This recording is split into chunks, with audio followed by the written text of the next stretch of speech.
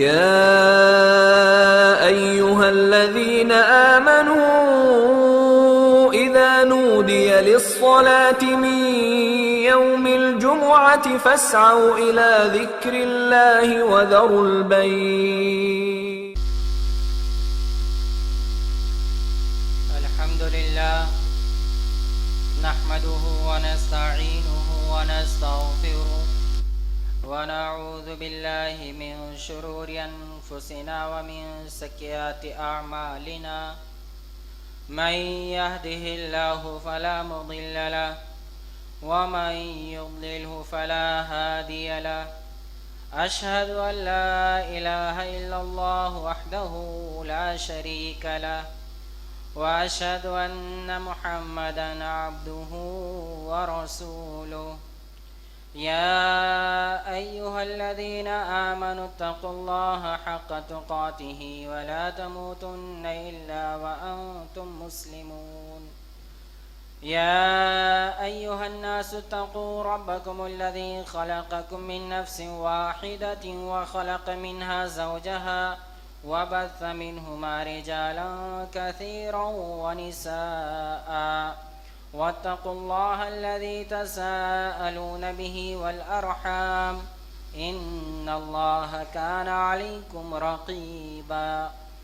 يا أيها الذين آمنوا اتقوا الله وقولوا قولا سديدا يصلح لكم أعمالكم ويغفر لكم ذنوبكم ومن يطع الله ورسوله فقد فاز فوزا عظيما.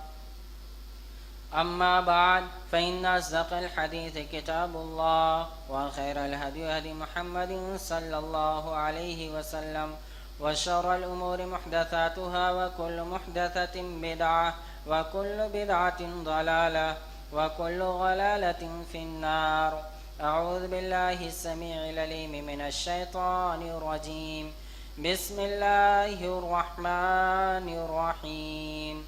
إن عدة الشهور عند الله 12 شهرا في كتاب الله يوم خلق السماوات والأرض منها 4 حرم ذلك الدين القيم فلا تظلموا فيهن أنفسكم. سورة توبہ آیت نمبر 36. وقال النبي صلى الله عليه وسلم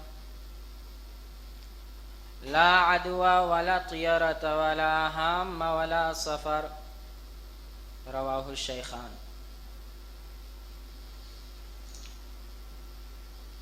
تمام قسم کی تعریف و توصیف کبریائی بڑائی اقتائی پارسائی بزرگی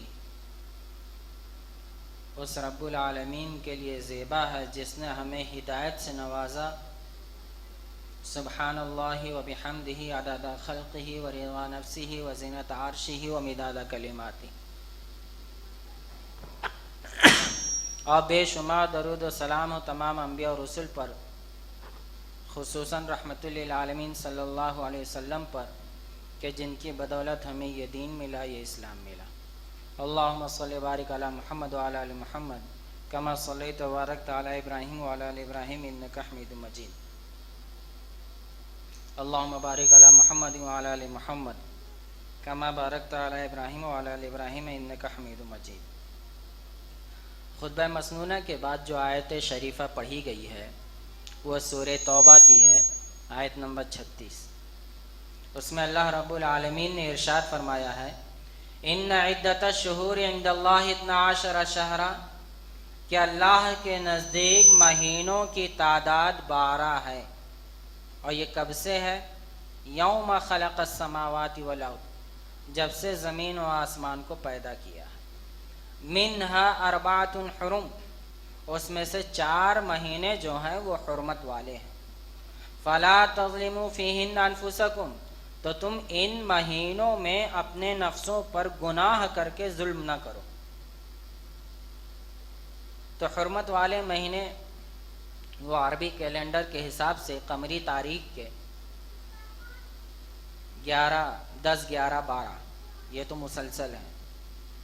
ذوالقعدہ، ذوالحجہ اور پھر 10، 11 11 12 یہ مسلسل، اور ایک محرم پہلا مہینہ، یہ 3 مہینے مسلسل ہیں، اور اس کے بعد ایک رجب۔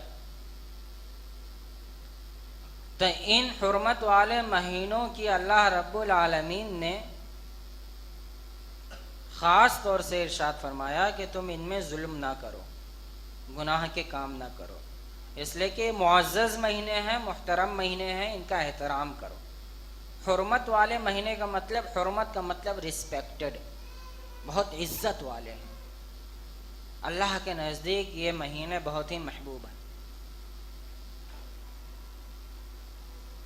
تو جیسا کہ ہمیں اور آپ کو معلوم ہے کہ عربی کیلنڈر میں ہر مہینے کچھ نہ کچھ لوگوں نے بدعات جوڑ رکھی ہیں،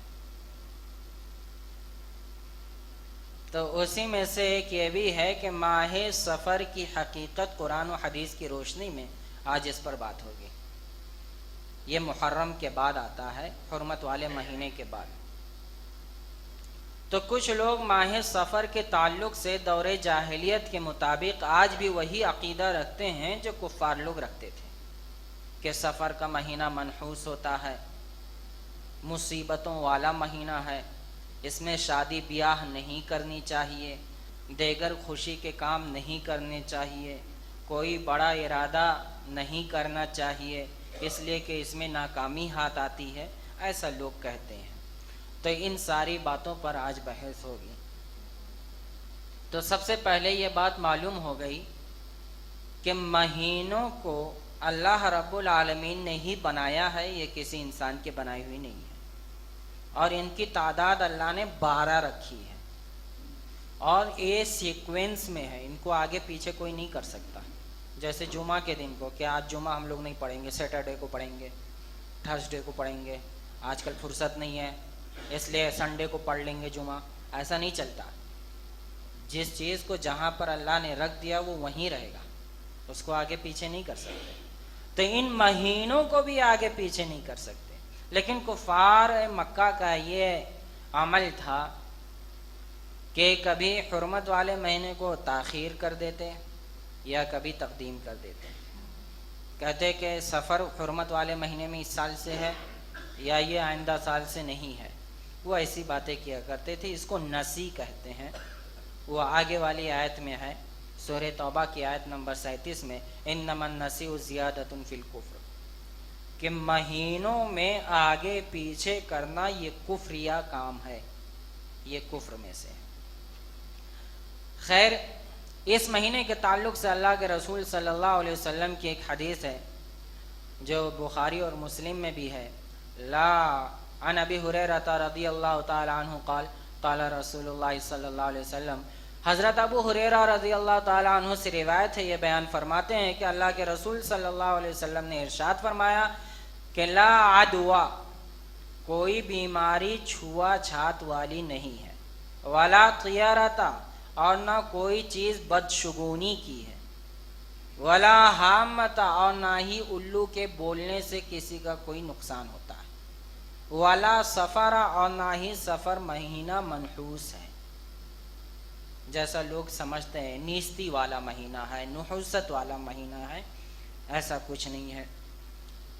تو اس مہینے میں اس حدیث کی تشریح جو ہے وہ اس طرح سے ہے کہ لا عدوہ، کوئی بیماری ایسی نہیں ہے کہ جو چھوا چھات والی ہو، مطلب یہ ہے کہ متعدی بیماریوں میں اثر اللہ کے حکم سے ہوتا ہے، یہ اثر کی بات کہی جا رہی ہے۔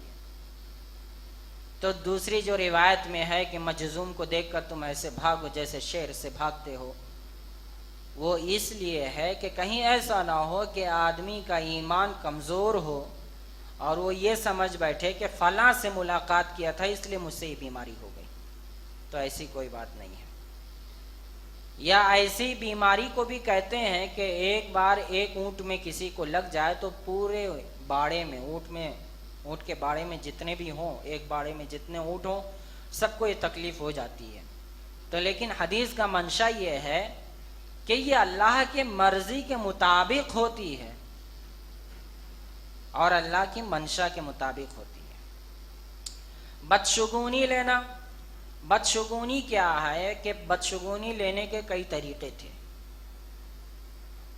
جیسے کہ سورہ مائدہ میں آیت نمبر 3 میں ہے وَأَن تَسْتَقْسِمُوا بِالْأَزْلَامِ، کہ پانسا لگانا بھی حرام ہے۔ تو پانسا لگانے میں یہ ہوتا تھا، تیر کا پانسا لگاتے تھے کہ عرب والے کفار مکہ جب کبھی کوئی کام کا ارادہ کرتے تو 3 تیر لگواتے تھے، تو وہ تیر ہلا کر ایک آدمی دیتا تھا جوتشی یا کاہن، اس میں لکھا ہوتا تھا افعل، کر، تب تو وہ کام کرتے تھے، جو بھی کام انہوں نے سوچ رکھا وہ کر دیتے۔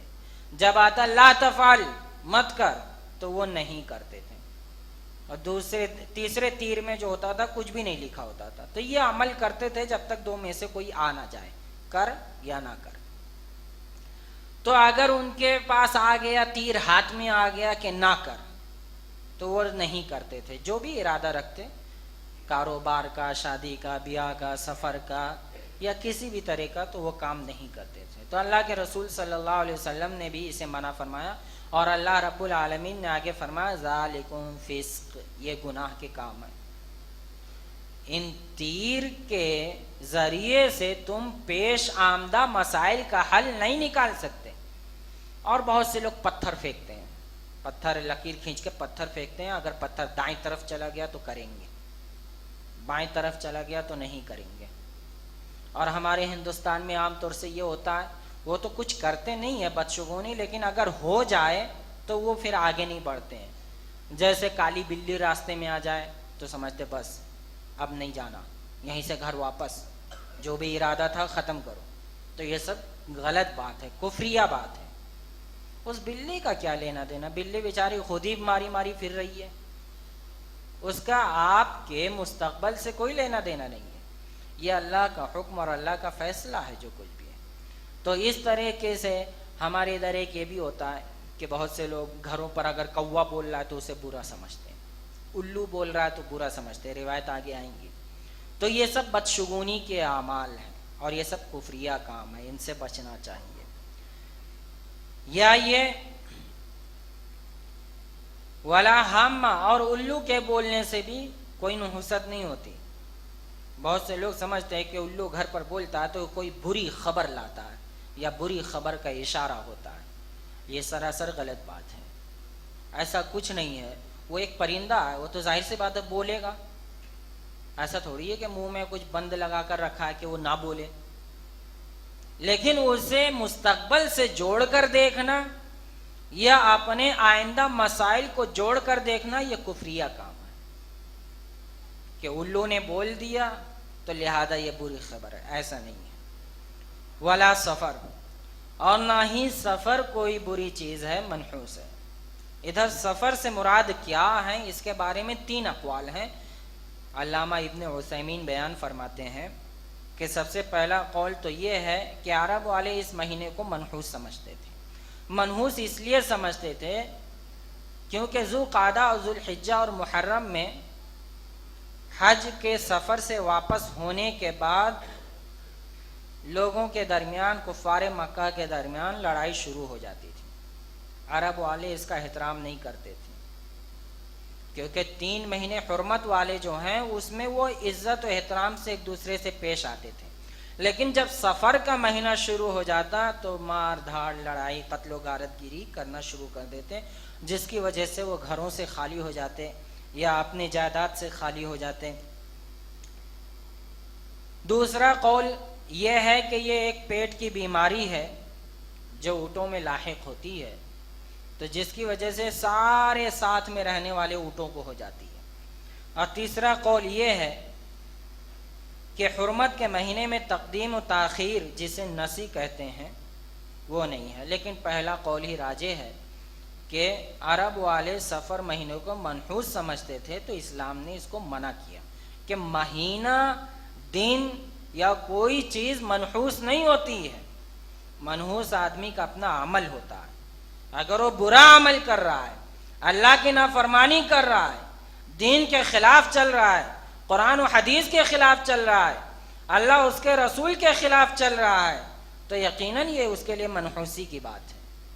اور سب سے خوشی کی بات یہ ہے کہ اس کا دن اور رات اللہ کے اطاعت اور رضامندی میں گزرے، اللہ اس کے رسول کے اطاعت میں گزرے، قرآن و حدیث کی اتباع میں گزرے، یہ سب سے برکت والی بات ہے، یہ سب سے بہترین بات ہے۔ تو لہذا حرمت والے مہینے میں، اس مہینے میں جو بدشگونی لی جاتی ہے کہ یہ مہینہ بہت برا ہے، اس مہینے میں کوئی کام نہیں کرنا چاہیے، آج کے مسلمانوں میں بھی یہی ہے۔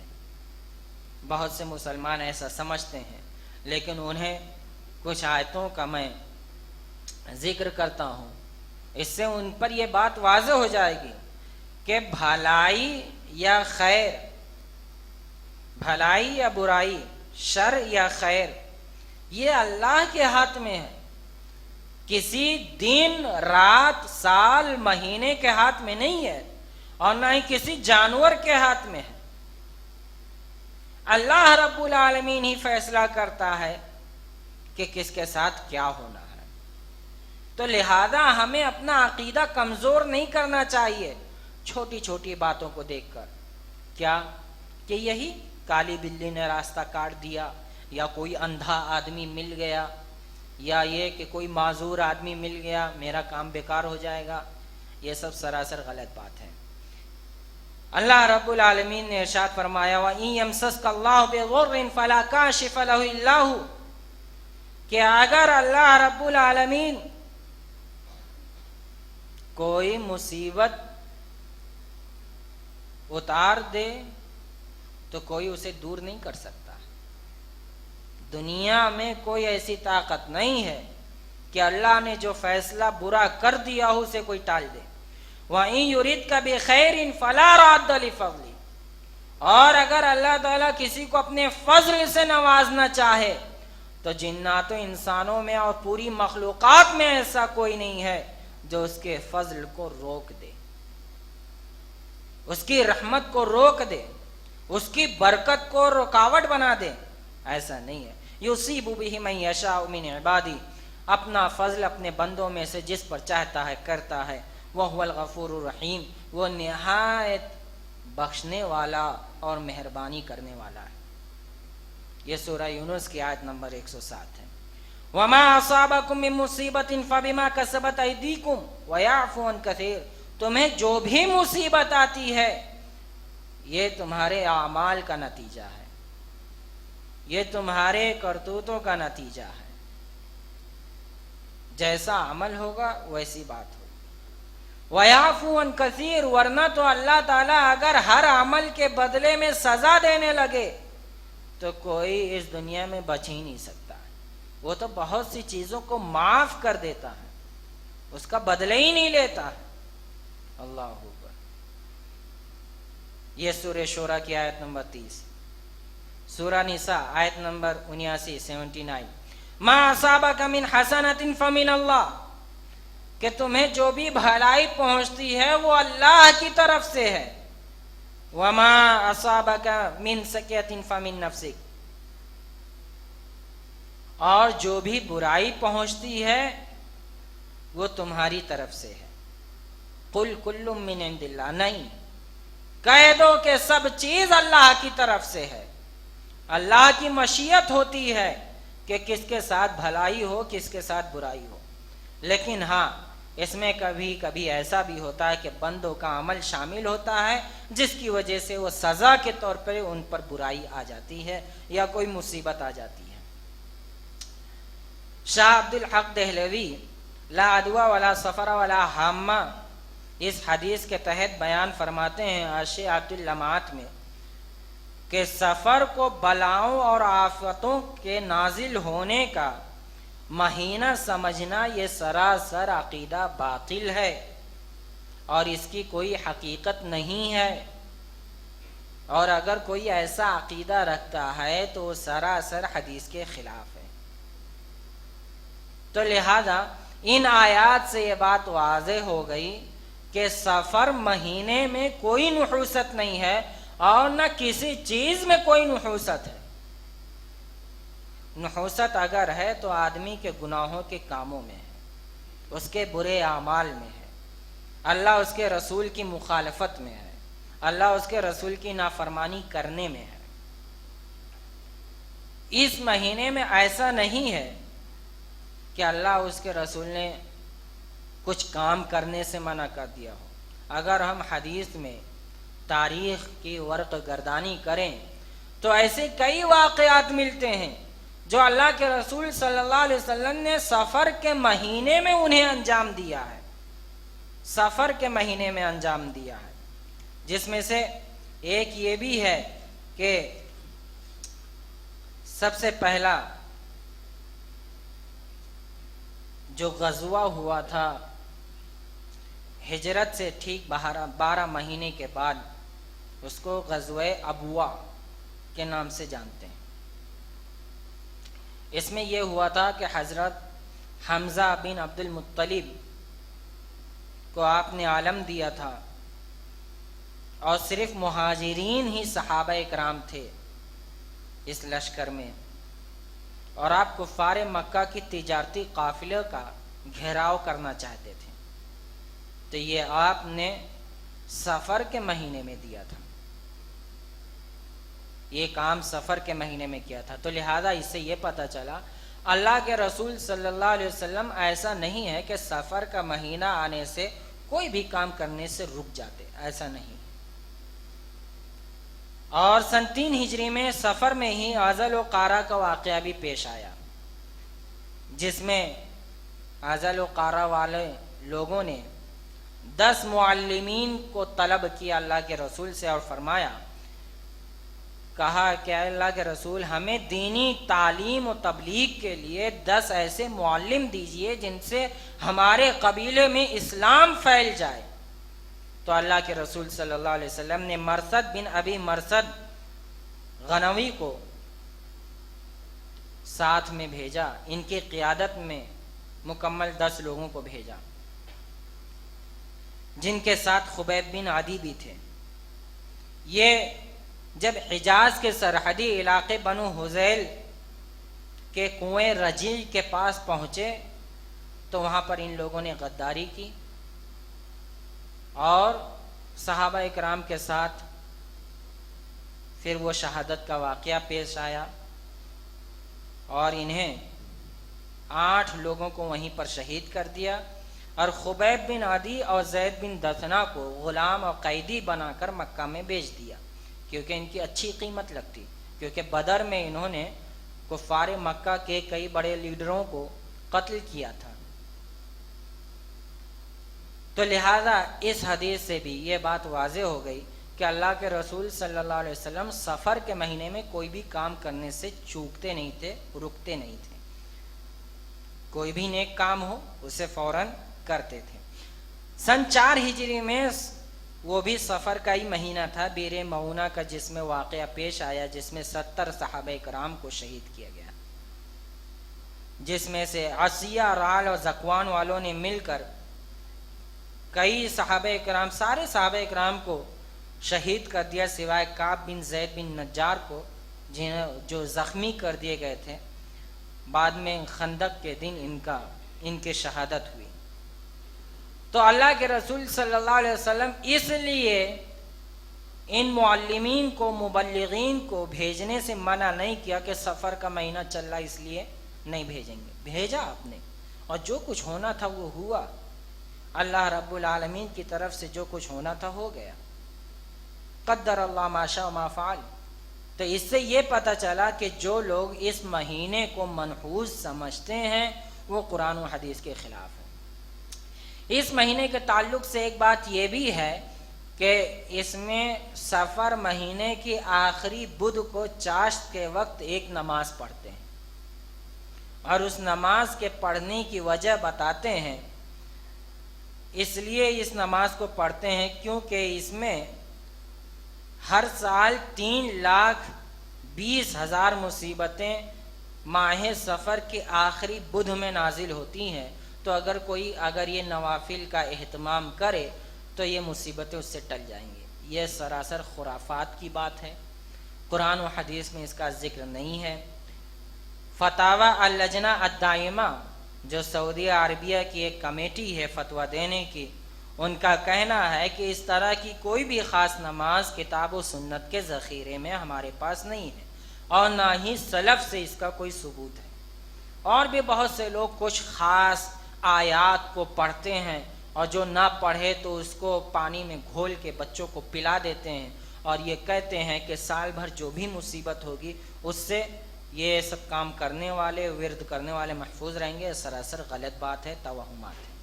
اللہم لا مانع لما اعطیت ولا معطی لما منعت ولا ينفع ذا الجد منک الجد۔ اگر اللہ تعالیٰ تو کوئی بھی چیز دینا چاہتا ہے تو دنیا کی کوئی طاقت نہیں کہ اسے روک دے، اور جو تو چھیننا چاہتا ہے تو دنیا کی کوئی طاقت نہیں کہ اسے دے دے۔ یہ ہم اور آپ ہر نماز میں یہ پڑھتے بھی رہتے ہیں، تو لہذا اس پر عقیدہ بھی ہونا چاہیے۔ حسبنا اللہ و نعم الوکیل، اللہ پر ہی توکل و بھروسہ ہونا چاہیے۔ تو لہذا ان ساری باتوں سے یہ بات واضح ہو گئی، احادیث سے، آیات سے اور ان سارے واقعات سے، کہ ماہ سفر مہینہ منحوس نہیں ہے اور نہ ہی نیستی والا ہے۔ جو ایسا اس مہینے کو سمجھتا ہے یہ کفار مکہ کا عمل ہے، یہ اسلام کا اس سے کوئی تعلق نہیں ہے۔ سارے مہینے، ساری چیزیں وہ اللہ کی طرف سے ہیں، مصیبت اللہ کی طرف سے آتی ہے اور اللہ ہی مصیبتوں کو ٹالنے والا ہے۔ انا للہ و انا الیہ راجعون، ہم یہ پڑھتے بھی ہیں۔ تو لہذا ہمیں یہ سمجھنا چاہیے کہ ہو سکتا ہے کہ مصیبت یا تو ہمارے بدعمالی کی وجہ سے ہے یا آزمائش کی وجہ سے ہے۔ خیر، اگر بدعمالی کی وجہ سے ہے تو ہمیں اصلاح کرنا چاہیے، اور اگر آزمائش کی وجہ سے ہے تو صبر کرنا چاہیے اور دعا کرنی چاہیے کہ اللہ اس مصیبت کو تو ہمارے لیے نعم البدل بنا دے۔ بس اتنا ہی آخر میں دعا ہے کہ اللہ ہمیں نیک عمل کی توفیق دے اور دنیا آخرت کی بھلائیوں سے نوازے، آمین۔